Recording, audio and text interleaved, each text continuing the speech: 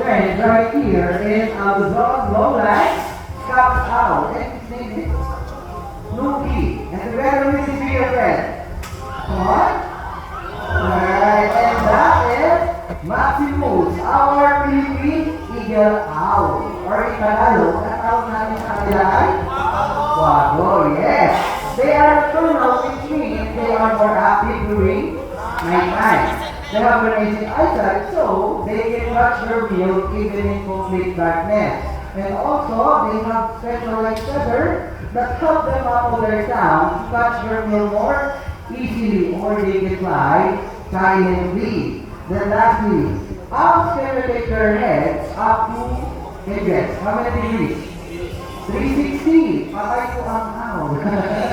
Tapos 360 hour. 180 higher. Look, 100 plus. 40 higher. Yes, 270 degrees only. Not 360 po ah. Exorcist na po yun. Alright, around 120 out. Nuki and Maximus. Alright. Okay. All animals provide senses just like us humans. Sense of sight, hearing, taste. Larry, our confident or local known as Musa. Okay.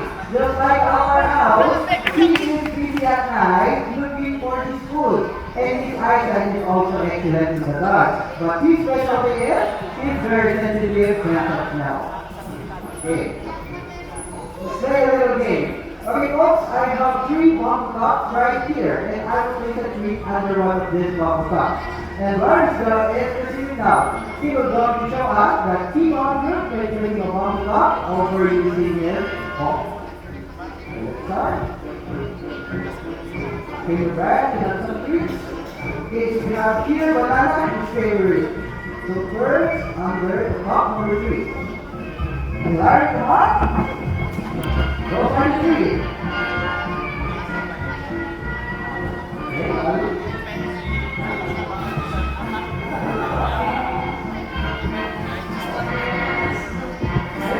Okay, keep counting. The task is so easy, right? This time you decide. You are going to place another tree. Either 1 plus 1 or 2. That's 2.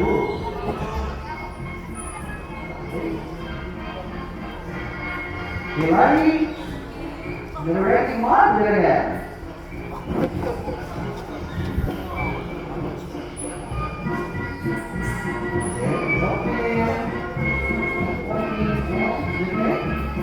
And he's on it again. Have one, or Larry, our confident, or local as Musa.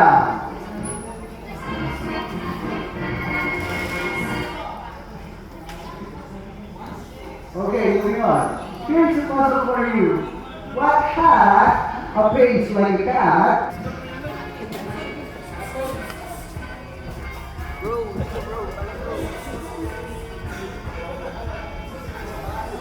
Okay. One left. Alright. See that long bushy tail? It helps him to balance on the bike. And that tail is prehensile. And he can hang from it just like that. Amazing, right? Then folks, these words have a lot to say. Things that when they are happy, a high-pitched way when they're annoyed, they can grunt, howl, and tease. And also, we use their words towards them to mark their territory. And as for his favorite words, he has some favorite fruits like banana, melon, apple, grapes, and even eggs. And Luna has a very technical hind feet, so we can turn them backward and walk down the previous word, just like that. Then lastly, here in the Philippines, these 2 dogs can only be found in the beautiful island na talaga nakikita. Kamara na doon. Idea? Turn the letter E. Yes, para for the choir also refer as Palawan Greta. How about round of applause for Luna, our beautiful girl? Good job. Okay, next. This world is truly wild and crazy. Imagine spending okay. Well, I say giant because he is one of the largest bats in the world. When he is full grown, he can reach a wingspan of 5 feet long. So that's normal. Wow. Then one who has 5 loops on each foot. 4 fingers on those delicate circulars, and his thumb is up so he can move along the branches. And everybody is wondering why do bats have upside down? Sino may idea? Bakit ba sila mabaliktad? Sushi? Okay, may point? Ano ba? Trick lang nila. Alright, everybody, I want you to raise your hands and close it really tight, just like this. Come on, don't be shy. Okay, mahigpit. Okay, see how much energy it takes to do that? Now, I want you to relax. What happened? Your hand opens, right? Well, the bat claws work the opposite. When they are relaxed, their claws are closed. And when they have the branch, they are more comfortable. And the other reason is, their legs are so thin and so small. And it's not designed to walk on or take off from the ground, just like a bird. So what they must need to do is, they need to climb up to a higher place. Okay, one and goodbye. Okay, one round, bamboo. And that is our baba. Now we're going to go for bamboo. Alright. So what kind of bird sinoy? Sika? Ano ba? Gayon? Ano ba? Manok na pula. Normal is a northern rufous hornbill or in Tagalog, sila yung tinatawag natin na kalaw. Okay, see that big thing here on the top of the stick, that is what we call a cat. We believe that it acts like a vibrating chamber to make their voice louder, and hornbills are quite chatty. Their calls range from a deep booming sound to greater than a donkey, toots, bellows, and cackles. And I know it's hard to see, but take a look. Hornbills have eyelashes. Nakikinig pa na sila. Wow, and normally each combination of fruits, insects, and other small animals. And this brick is quite heavy. He can pass from trees, just like our fingers, and my will turn out. Okay, so we have orange, banana, and this papaya. Let's try it. Let's take a review. Orange. Wow, papaya. Binagula.